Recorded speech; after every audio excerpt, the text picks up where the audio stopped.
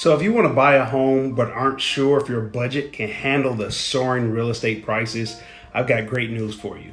There are things you can do today, right now, to stretch your buying power. With the help of your realtor and these 8 tips, you can become a savvy home buyer without breaking your budget. So you want to get pre-approved for your home loan. This means you fill out the loan application and go through the process of securing financing.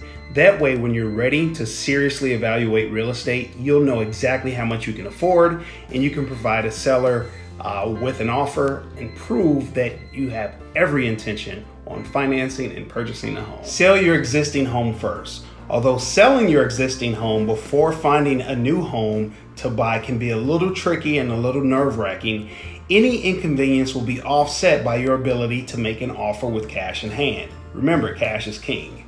Contingent purchases are not the best when negotiating to buy a home. Having your financing in order and your bags packed will give you the advantage in a competitive market. Be on the lookout for vacant homes. Perhaps a seller's job has transferred them out of the area, or maybe a family purchased a new home before putting their existing one on the market. In any case, a vacant home could be just the deal for a savvy home buyer. So have your realtor look for vacant property in any preferred neighborhoods. And keep in mind, the longer a house stays on the market and stays empty, the greater your negotiating power will be. Consider cosmetic fixer-uppers. If you're handy with a paintbrush, a tool set, or gardening equipment, consider buying a home in need of cosmetic fixing. Property that lacks curb appeal, needs minor handiwork, or a yard overhaul could end up being the home of your dreams for a price you and your family can afford. You just need to look beyond the ho-hum, everyday, mundane, and see the potential of a cosmetic fixer-upper. Don't be afraid to buy a home that's a major remodel project. If you want to live in the medical center or River Oaks but can't afford $1 million price tag, consider buying a small, dilapidated cottage on an amazing lot. In time, you'll need to gut the existing home and build from the ground up, or hire a contractor to do significant home improvements. But in the end of the day, your property value will skyrocket. And if you're carpentry and you have construction skills and they're well developed, you can accrue sweat equity by actually doing the work yourself. And of course, you'll save some money there too. Look, if you're a first-time buyer, don't be afraid to buy a home that you have every intention on selling in just a couple years. Sometimes to buy a home on a budget, you need to look beyond convention. So why not purchase a manufactured home? Even if your wish is to buy a home, you may have to settle for a piece of property in an outlying area with a mobile or manufactured home already on it. Discuss this option with your real estate agent and try to keep an open mind about this possibility. As a real estate investor, this is by far my favorite option. Buy the cheapest house in the best neighborhood.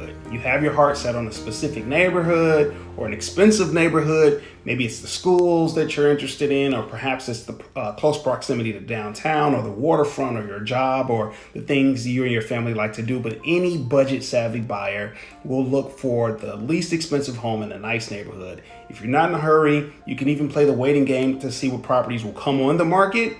Your real estate agent can be a real asset in this, especially if there's someone like me, right? So I'm always looking for deals. I'm always scouring the market for potential deals as an investor and for my investor clients. So you should absolutely be exploring creative financing options during the loan pre-approval process. So ask about ways to get creative with your financing, whether it's low down payment options, first and second mortgage combinations, and first-time buyer programs that might give you more leverage and allow you to acquire more homes, so to speak. Interest rates are at a historic low, but if you have the capital to do so, you can even explore buying down your rate.